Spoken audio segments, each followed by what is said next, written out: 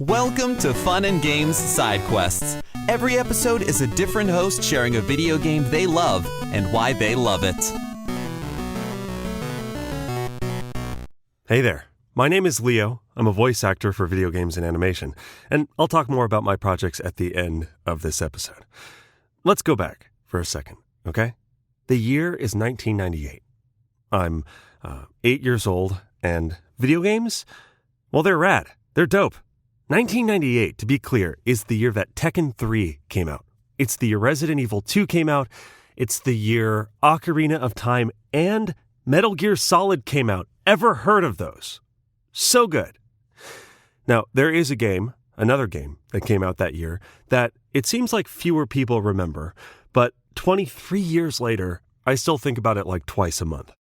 And though it's old enough to drink and make terrible life choices, its theme song still slaps. What about now? It's time to rock with the biggity Buck Bumble. What about now? It's time to rock with the biggity Buck Bumble. Bum to the bump to the bump to the bass. Bum to the bump to the bumble. Bum to the bump to the bump to the bass. Bum to the bump to the bumble. That's right. I'm going to spend the next 10 minutes talking about Buck Bumble. I'll tell you what I love about it, but for those of you who haven't played this 90s gem, let me set the stage. Buck Bumble put you in the distant, impossible-to-imagine future, 2010, which, even by 1998 standards, is just so funny. You know the idea of saying, far into the future, tomorrow. It's not long, that's not far off. Anyway, doesn't matter. A chemical spill outside of London has mutated a bunch of insects, and oh boy, they are evil. They are evil insects. They are called the Herd. And there is a terrible Herd Queen who looks like a late-generation Pokemon, commanding them as they attempt to take over the garden and eventually the world. Who is to stop them? Well, luckily there's an organization known as the Resistance, and one humble bumblebee has signed up, volunteered, to be hooked up with cybernetics and armed to the fucking mandibles with lasers, rocket launchers, and all sorts of dope, futuristic, sci-fi 2010 technology. He has probably the right number of legs, blue shoes and armor, and, human hands. That was part of his upgrade, I guess. And I also remember him having sunglasses, but I looked up pictures, and I'm pretty sure those are just his normal bee eyes, and maybe, 90s graphics. Gameplay involved flying around, or walking, sometimes. These big garden arenas. You would blast enemies with 11 different guns that you would kind of pick up and gradually unlock. Engaging in some genuinely fun dogfights. As a side note, this game was developed by some of the people who worked on Star Fox, if that helps paint the picture at all. And you'd be tasked with missions like deliver a bomb without it touching anything, destroy living generators, or, sneak into outposts that these Herd bastards constructed and blowing them up. It was cool. James Bond had nothing on Buck Bumble. And that was the campaign. That was the one player, and it was dope. I mean, now that I've said all of that, it should be obvious that this is incredible. But I'm going to get specific now about what I love about this game and why it stuck with me for so many years. Now, broadly, Buck Bumble exists in that just incredible pocket of game development where, does it make sense and is it grounded and realistic was just thrown into the fucking blender in favor of is it dope as hell, right? Earthworm Jim, Super Monkey Ball, Katamari Damacy, Oddworld, Abe's Adventure. Need I go on? These are fun games. And is it realistic that you are a bumblebee with a laser gun destroying spy satellites? Of course it's not. Is it dope as fuck? Yeah, it is. Of course it is. Also, you at no point use your stinger. You would think that the defining weapon of bees would make an appearance, but no, not even remotely. It's all guns. It's live ammunition. It's amazing. It also controlled pretty well for the era. I mean, this was a 3D, third-person shooting game where you flew around. It's a challenge, and they did a pretty good job. Also, you could fly to the ground and walk around, pitter-pattering your fat little bee body, just so slow. And it was incredible. It was adorable. But flying and walking at that time in 1998 in a video game was actually genuinely pretty innovative. I mean, this is real 10 out of 10 stuff. Now, I'm a fan of sound design, so obviously I've already played a little bit of that theme song. That stuck with me. The music that played during the levels, I loved it. I thought it was great, had some great driving bass lines, some catchy tunes overall that made playing through the missions pretty fun. But the game developers also made so many bold choices regarding the sounds of the game, right? Imagine in your mind's eye what it would sound like to blast a bug out of the sky who's flying at you, like a hornet or a wasp. You know, you shoot it with your laser and it blows up. What does that sound like? Now that you maybe have an idea in your head, let's take a look at what they did.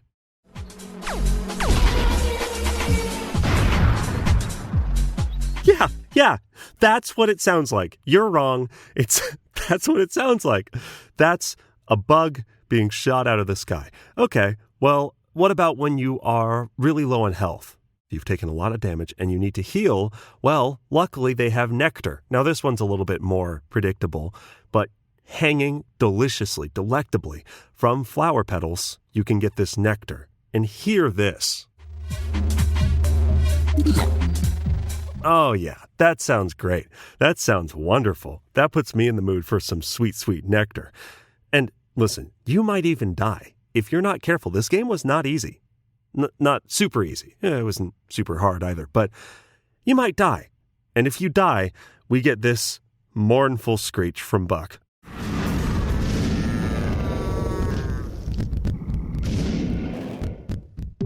So haunting.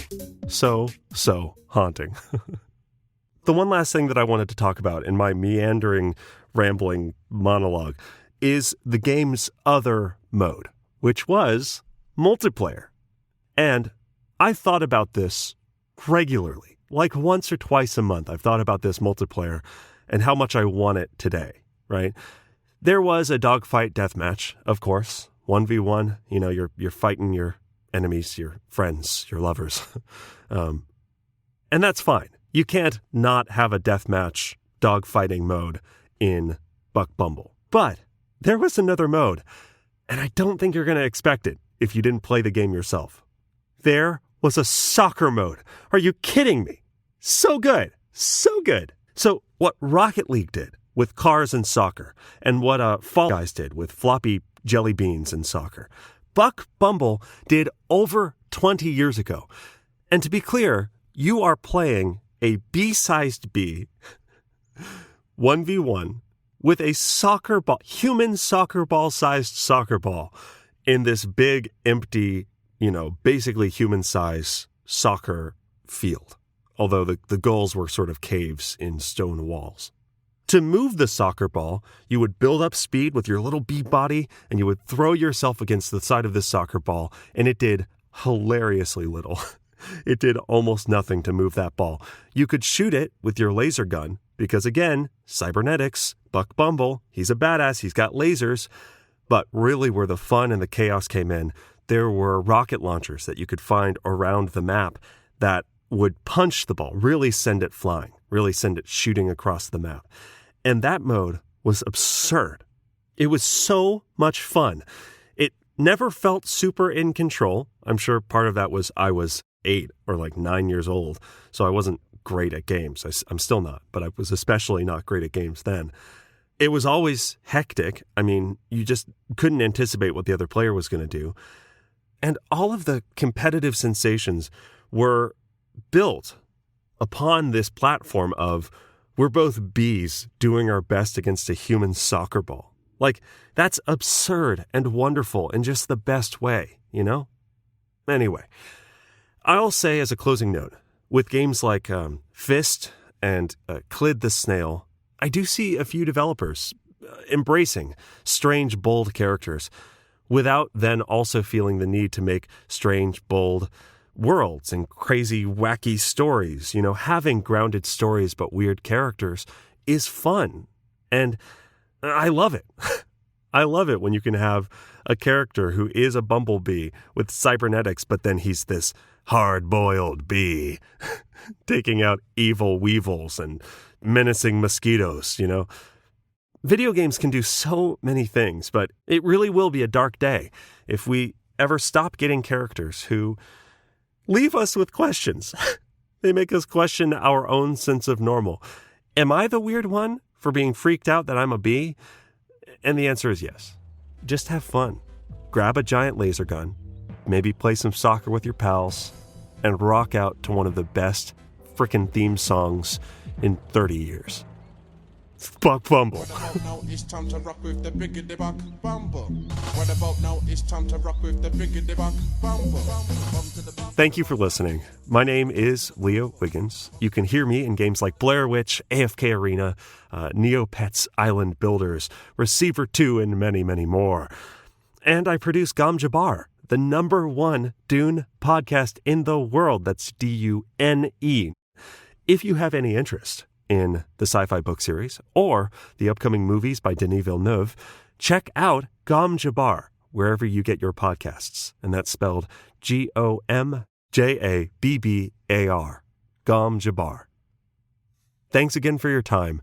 And as always, happy gaming. Hey everyone, I'm Abu. And I'm Leo. And we're here to tell you about Gom Jabbar, our brand new podcast all about Dune.